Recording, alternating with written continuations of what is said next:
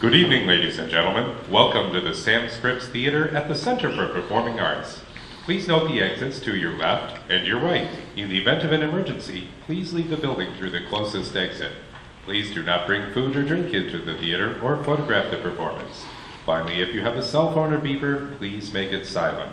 And now, the Center is proud to present A Christmas Carol. Coming to you from the Rhinebeck Performing Arts Center, High Window Radio Classics Theater now presents A Christmas Carol by Charles Dickens. To begin with, Molly was dead as a doornail. This must be distinctly understood, or nothing good can come from this story.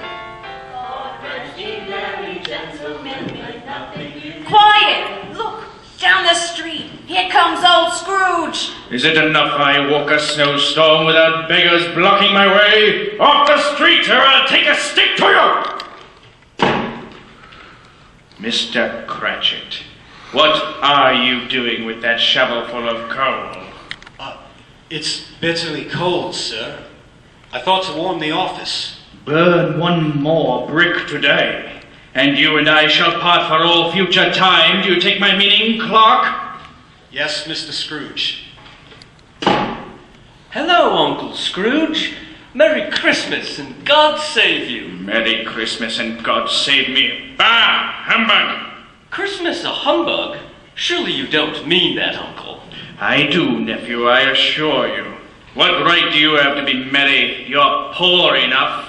What right do you have to be dismal? You're rich enough. I live in a world of fools. What's Christmas but a time for paying bills without money? For finding yourself a year older and not an hour richer? If I could work my will, every idiot who goes about with Merry Christmas on his lips should be boiled with his own pudding and buried with a stake of holly through his heart. No, you keep Christmas in your own way, nephew, and let me keep it in mine. But you don't keep it. Let me leave it alone, then. A lot of good it's done you. Uncle, there are many things from which I have derived good, by which I have not profited. I've always thought of Christmas as a good time, a kind, forgiving, charitable time. A time when men and women seem to open their hearts freely and to think of people below them as if they were really fellow passengers to the grave, and not another race of creatures bound on other journeys. And therefore, though it has never put a scrap of gold in my pocket, I believe it has done me good, and it will do me good, and I say, God bless it. Very well said, sir. Another word from you, Bob Cratchit, and you'll keep your Christmas by losing your situation. You're quite a powerful speaker, nephew. I wonder you don't go into Parliament. Don't be angry, Uncle. Come. Dine with us tomorrow. I'll dine with you in hell first. But why? Why? Why did you get married? Because I fell in love. Because you fell in love. Good afternoon. We've never had any quarrel, Uncle. So I'll keep Christmas in my way, and I'll keep my humor to the last. Merry Christmas, and Happy New Year. Good afternoon. And here's another one. My clerk, 15 shillings a week, and a wife and family talking about a Merry Christmas. I'll retire to Bedlam. Who is it? Excuse me, sir. Have we the pleasure of addressing Mr. Scrooge or Mr. Marley? Mr. Marley has been dead these 7 years. Well, we have no doubt his generosity is well represented by his surviving partner. What do you want? At this festive season of the year, Mr. Scrooge, we strive to make some slight provision for the poor and destitute. You both look well enough fed. Well, no, of course, not us. Oh. Well then, are there no prisons? Plenty of prisons. And the union workhouses, are they still in operation? Well, yes, they are. I wish I could say that they were not. I was afraid from what you just said that something had occurred to stop these useful institutions in their work. Yes, well, a few of us are endeavoring to raise a fund to buy the poor some meat and drink. Yes, and what shall we put you down for? Nothing. You wish to be anonymous. I wish to be left alone. Since you asked me what I wish, gentlemen, that is my answer. I help to support the establishments I have mentioned. They cost enough. Those that are badly off must go there. But many cannot go there. And many would rather die. If they would rather die, then they had better do it and decrease the surplus population. Good afternoon. What's the idea of snuffing out that candle, Cratchit? It's getting late, sir. Oh, that's right. Don't work too late. You might make something of yourself.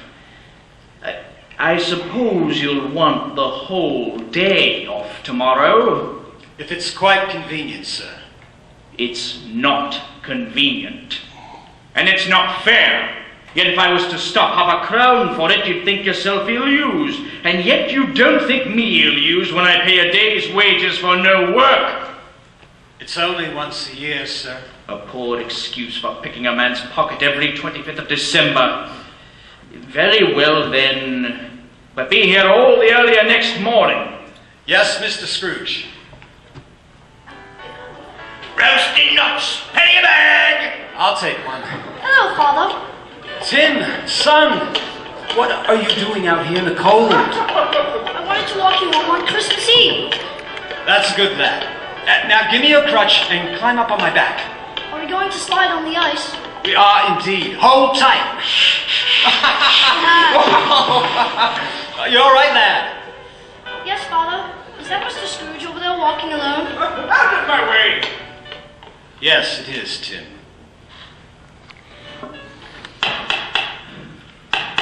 What do I pay a servant woman for? She can't even open a front door. Ah! Jacob Marley's face on the door knocker. What trick is this? Humbug. It's nothing. Nothing at all. Up to my room. There, that's it. A bowl of gruel, a few coals in the fireplace. What's that noise? Doorbell? But I can see the front door from this window. No one's there. Humbug. Who's there?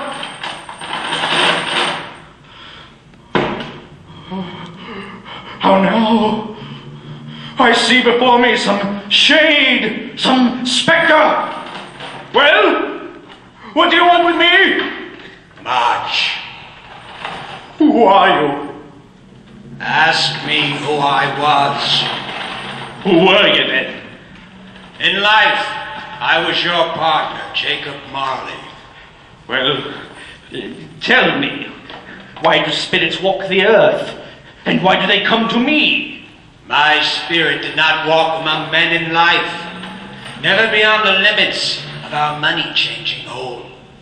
Now it is condemned to do so after death, doomed to wander the world and witness what it cannot share, but might have shared. You're chained! Tell me why! I wear the chain I forged in life. I made it, link by link, and yard by yard. Do you know the length and weight of the coil you bear yourself? It was full as heavy and long as this 7 Christmas Eves ago. And you have labored on it since. It is a ponderous chain. Jacob, please speak comfort to me. I have none to give. No space of regret can make amends for one life's opportunity misused. Yet such was I. But you were always a good man of business. Business. Mankind was my business. The common welfare was my business. Hear me. My time is nearly gone. You will be haunted tonight by 3 spirits. Jacob, I think I'd rather not. Without their visits, you cannot hope to shun the path that I tread. Expect the first when the bell tolls 1. Jacob? Jacob! Where are you? Humbug! We will return to Charles Dickens' A Christmas Carol after these words from our sponsors. Now it's time for our Rinso family quiz. Tonight we have with us Mr. Harry T. Jones. Mr. Jones, do you do the family dishes? I should say not. I see. But don't your wife's hands get all dry and wrinkled? But of course not, because she uses Rinso. Mr. Jones, can you tell me how much it costs to do a week's worth of wash with Rinso? I say less than a cent a day. And you're absolutely right. And we know your wife's hands are worth more than that.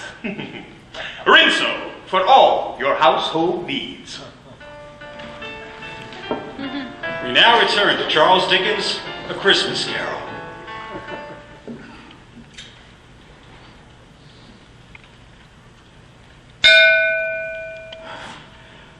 There's the toll of the hour. And nothing else. Here I am, warm in my bed. It was a dream. Ebenezer Scrooge. What? Who are you? Are you the spirit whose coming was foretold to me? I am the ghost of Christmas past. Long past. Your past.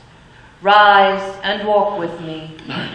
Out that window? But I am mortal and liable to fall. Bear but a touch of my hand, and you shall be upheld in more than this. Oh my God! Everything around me is vanished. Where am I? Wait. I see trees. An old crossroads. Why, over there! Those are my old schoolmates! Orson! Valentine! Don't you recognize me? These are but shadows of things that have been. Come, there is a child left alone in the schoolhouse. I know. That's me as a boy. I wish... What? Nothing. There were some children singing carols on the street last night. I wish I'd given them something, that's all. Look! At the doorway! My sister Fan! Dear brother, I've come to bring you home. Home! Home, little Fan? Yes. Father is so much kinder than he used to be. I asked him once more if you might come home, and he said, yes, you should. Your sister Fan, whom a breath might have withered, but she had a large heart. Yes, she did. She died a woman, and had, as I think, children. One child. Yes, your nephew. Come. Where are we now? Back in the city? Why, that warehouse! I was apprenticed there! Oh, there's old Fezziwig! Bless his heart, old Fezziwig is alive again! Yo, ho there! Ebenezer Dick Wilkins, come here! Yes, Mr. Fezziwig. No more work tonight. It's Christmas Eve. Put up the shutters and clear the room. We need space to dance. Come, do a jig with me, Ebenezer. But I'm afraid I'm not very good. Go on, lad. Life's for living. Yes, go on, go on! Oh, we're all right. I'll give it a try. A small matter, isn't it, to make these silly folks so full of gratitude. He has spent but a few pounds of your mortal money. It isn't the money, Spirit. He had the power with a word, a gesture, to make our service light and our toils a pleasure. The happiness he gave was quite as much as if it cost a fortune. Your face, Ebenezer Scrooge. What's the matter? Nothing. I should like to be able to say a word to my clerk just now. That's all. Where are we now, Spirit? Your sister Fan is giving birth. Dear Fan, please be strong. Doctor, she looks feverish. Will she be all right? It is best now you should wait in the next room. All right. Please call me the moment anything happens. She died as my mother did. Ebenezer. Your brother is in the next room. Ebenezer. Please. promise me, please promise me that you'll watch over my child always. Fan, I'm sorry. I didn't hear you. I didn't hear her, Spirit. I didn't hear her. In your ear or your heart? Fan, forgive me. This way, Ebenezer. The girl you danced with, do you see her over there by that park bench? Yes. And myself. Older now. It matters to you little, Ebenezer. Another idol has displaced me. I pray it can cheer and comfort you in time to come. What idol has displaced you? A golden one. You fear the world too much. You seek to distance yourself from all hurts by your only remaining passion, gain. Even if I have grown so much wiser, what then? I am not changed towards you. You are changed, Ebenezer. Our contract is an old one. It was made when we were both poor and content to be so, until we can improve our fortune by patient industry. I was a boy then, but have I ever sought release? In words, no. So let me say them. I release you, Ebenezer. May you be happy in the life you have chosen. Spirit! Show me no more! Conduct me home! Why do you torture me? Let me go! Not yet. There's one more scene. It's her again. Older now. And still so beautiful sitting by a fire. Wait. Those children singing, wrapping presents. Are they hers? They are. All this could have been mine. Yes. Now it is time to go. Good! Leave me! Take me back! Haunt me no longer! I cannot bear it! My bed. I'm in my bed again. Oh, these things have drained me. I'm so tired.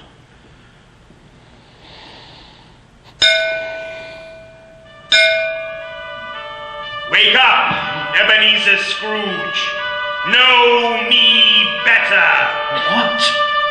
My room? It's transformed. It looks like a winter feast. I am the ghost of Christmas present. Look upon me. Oh, you're like a giant. You've never seen the like of me before, eh? No, never. That's a wonder, since I have more than 1,800 brothers. Spirit, conduct me where you will. If you have aught to teach me, let me profit by it. Very well. Touch my robe. Why, you brought me to the home of my clerk, Bob Cratchit. There's his wife. Peter, don't plunge that fork into any more of those potatoes. Wait for dinner. Mother. Yes, Mother. Quick, before your father comes in, hide. He won't be expecting you yet. All right. I'm home, dear. Bob, darling, what took you so long? Father carried me the whole way on his shoulder, the whole way. Are you up there, Tim? Why, I had no idea. But where's our Martha? Oh, not coming, Bob. Not coming? Not coming upon Christmas Day? Look, here I am, Father. Martha, bless my heart, you tricked me. You are here. Now go wash up, children. And how was Tiny Tim, Bob? Did he behave? As good as gold. Somehow he gets thoughtful sitting by himself. He told me coming home that he hoped people saw him in the church because he was a cripple, and it might be pleasant for them to remember upon Christmas Day who it was that made lame beggars walk and blind men see. He's getting stronger, dear. I believe he's getting stronger. Mother, we'll wash now. Can we have our goose? Please, Mom. All right, Peter. All of you sit down. Your father's bringing it in. Here it is! Oh my, look at that! It's wonderful! Do you like it, little Tim? It's almost as big as you. And now a toast. A Merry Christmas to us all, my dears. God bless us. God bless us, everyone. Spirit, tell me if Tiny Tim will live. I see a vacant seat in the chimney corner, and the crutch carefully preserved. If these shadows remain unaltered by the future, the child will die. No, kind Spirit. Please say that he will be spared. Why? If he be like to die, he had better do it and decrease the surplus population. Oh, my own words. Forbear what you say until you have discovered what the surplus is. It may be that in the sight of heaven, you are less fit to live than millions like this poor man's child. I give you now Mr. Scrooge, founder of the feast. Founder of the feast, indeed. Dear the children, it's Christmas Day. It should be Christmas Day, when one drinks to the health of such an odious, stingy, hard, unfeeling man as Mr. Scrooge. Please, dear? I'll drink to his health, for your sake, and the day's, not for his. Long life to him, a Merry Christmas and a Happy New Year. He'll be very happy and very merry, I have no doubt. Now, let us go out even beyond these shanty houses, Ebenezer Scrooge. Why, it's cold out here. And snowing. Where have you taken me, Spirit? A place where miners live, who labor in the bowels of the earth.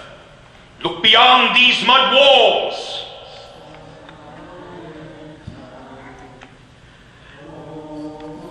This family, they have nothing.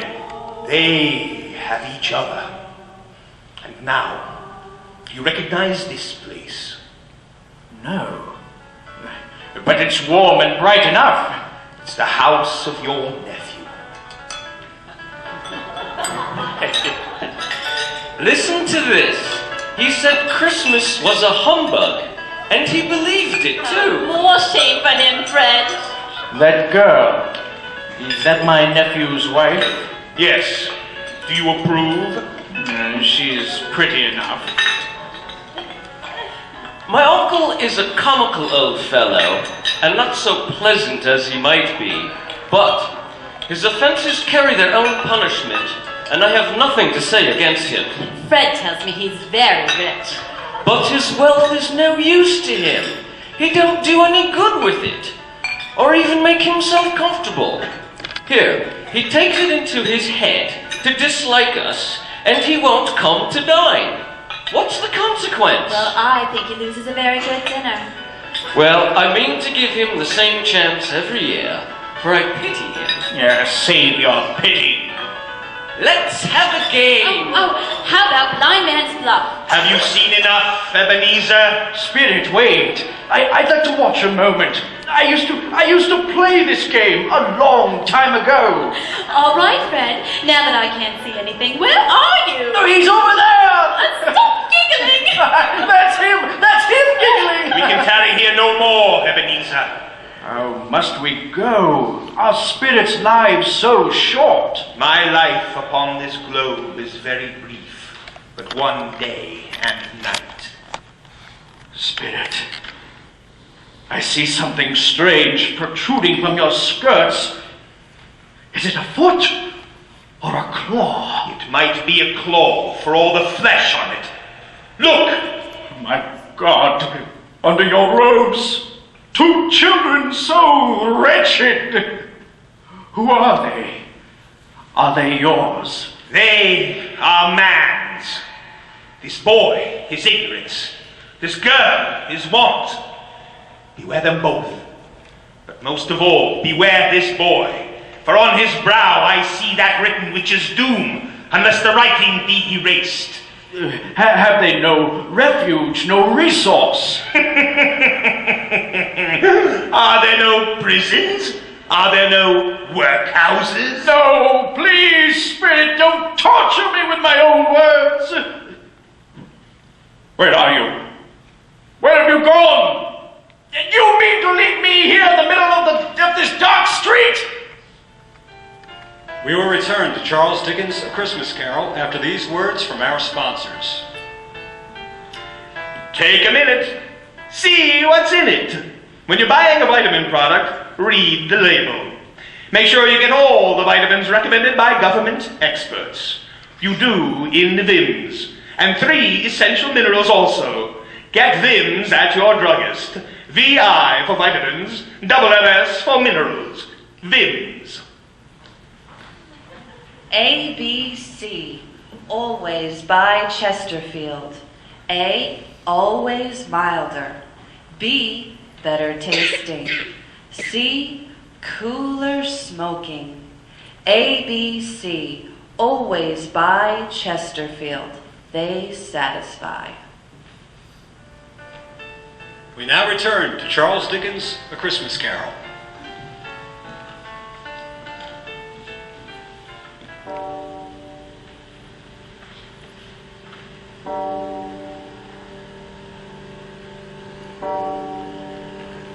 You, draped and hooded phantom, are you the third spirit meant to guide me tonight?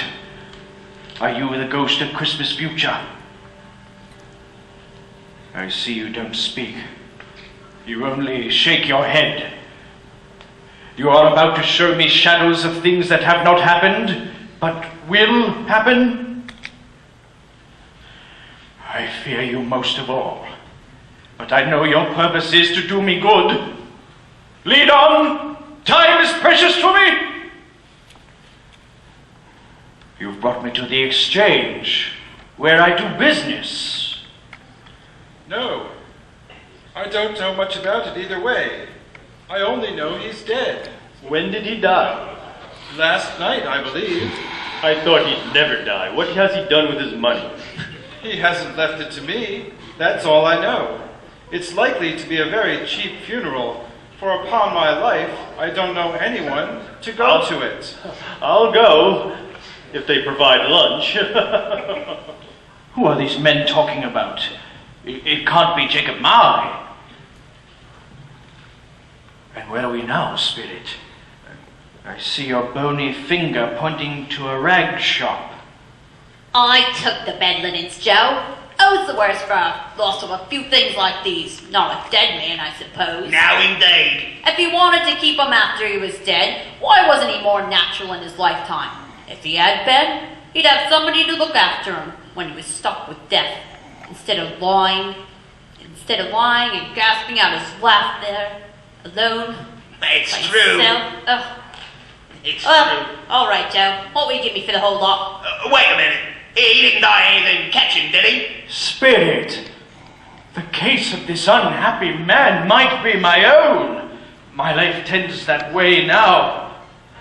Merciful heaven, what's this? Awake?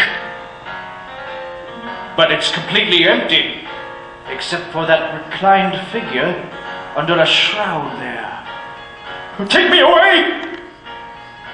Spirit, can you show me no tenderness connected with death? I've been brought back to Bob Cratchit's house. Why? Go on, keep reading, Peter. Yes, Mother. And he took a child and set him in... Excuse me, children. I'm sorry. The firelight, the color hurts my eyes. You needn't be strong for us, Mother. I wouldn't show weak eyes to your father when he comes home for all the world. It must be near his time. Past it, rather. But I think he walks a little slower than he used to these last few evenings. I have known him to walk with Tiny Tim on his shoulder, very fast indeed. So have I, but he was very light to carry. There's your father now. Good evening, dear. Children. I went by today to see the plot. It'll be ready by Sunday. You went today, Robert? Yes. I wish you could have gone. It would have done you good to see how green a place it is. But you'll go there often. I promised him that I would walk there upon a Sunday. My little child. Oh, Bob. There, it's all right. I saw Mr. Scrooge's nephew today. When I told him about Tim, he said, "I'm heartily sorry for it, Mr. Cratchit, and heartily sorry for your wife." He's a good soul. Yes. In fact, I shouldn't be surprised, mark what I say, if he got Peter a better situation. And then Peter will be keeping company with someone and setting up for himself. Get along with you. Well, there's plenty of time for that. But whenever we part, I'm sure none of us will forget poor Tiny Tim. Never. I'm very happy. I'm very happy. Spirit, something tells me our parting moment is at hand. I must know. What man was it whom we saw lying dead?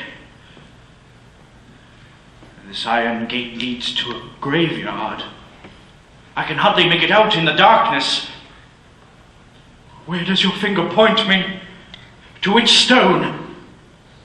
That one.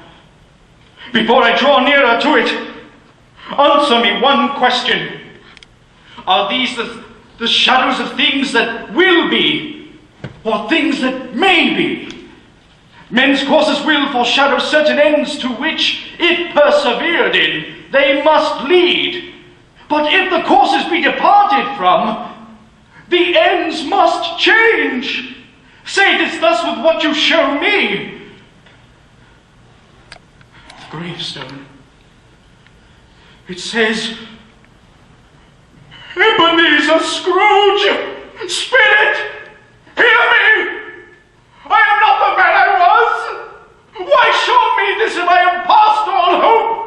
Tell me I may sponge away the writing on this stone. I pray! I pray! I pray! I pray!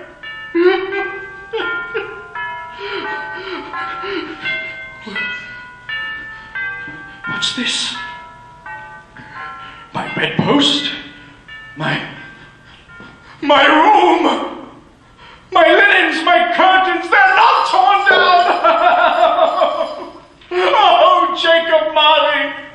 I will live in the past, the present, and the future. The spirit of all three shall strive within me. Heaven and the Christmas time be praised for this. I say it on my knees, Jacob. Oh, on my knees. Oh. I don't know what to do. I'm as light as a feather. I'm as happy as an angel. Oh, let me throw open the window.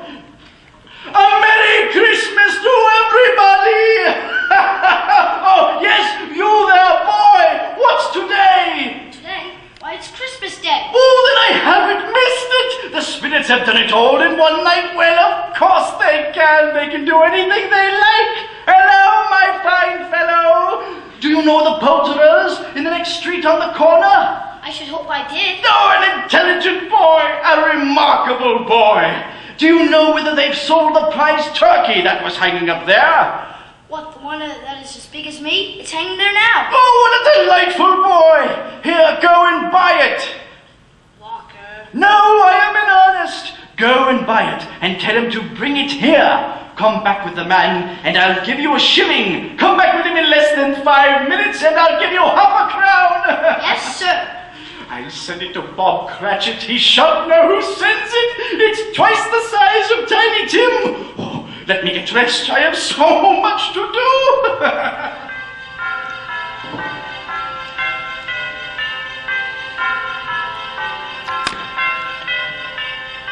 Look, coming down the street in red and green. It's Ebenezer Scrooge. Gentlemen, good morning.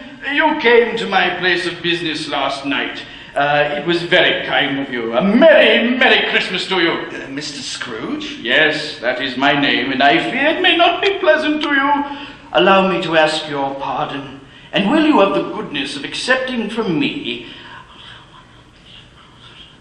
Lord bless me, my dear Mr. Scrooge. Are you serious? If you please, not a farthing less. A great many back payments are included in it, I assure you. Thank you, Mr. Scrooge. Thank you.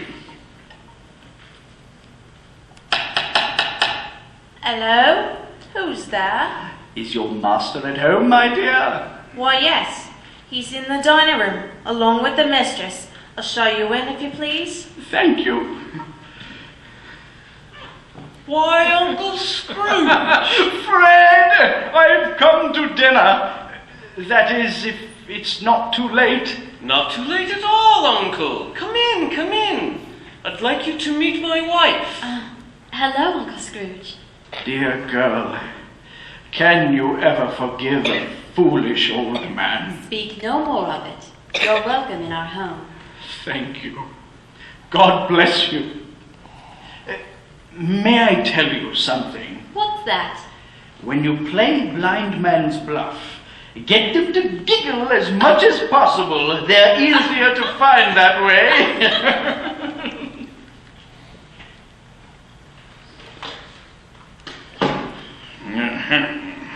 Mr. Cratchit, what do you mean by coming here at this time of day? I am very sorry, sir. I am very sorry. I am behind my time. Yes, you are. Step this way, if you please. It's only once a year, sir. It shall not be repeated. I was making rather merry yesterday, sir. Now, I'll tell you what, my friend. I'm not going to stand for this sort of thing any longer. And therefore, I'm going to raise your salary on Merry Christmas, Bob. Mr. Scrooge, are you quite all right? I haven't lost my senses, Bob. I've come to them. I want to help you and your family. Tiny Tim, we'll discuss it this very afternoon over the Christmas bowl. Make up the fires and buy another coal scuttle before you dot another I, Bob Cratchit. Scrooge was better than his word. And to Tiny Tim, who did not die, he was like a second father. He became as good a friend, as good a master, and as good a man as the city ever knew. And it was always said of him that he knew how to keep Christmas well, if any man alive possessed the knowledge. May that truly be said of us, and all of us. And so, as Tiny Tim observed, God bless us, everyone. Thank you for tuning in to the nation's best radio station, WHVW 950 AM, for this radio play adaptation of Charles Dickens' A Christmas Carol. It was produced by High Window Radio Classics Theater, and it featured Amy Byrne, Scott and Mark Daly, Victor Small, Debbie and Anthony Puccio, Renee DiPietro, Krista O'Neill, Stephen Brinkerhoff, Reed Buderis, and Brett Owen as Scrooge. It was adapted by yours truly, Joe Doran. Thank you very much.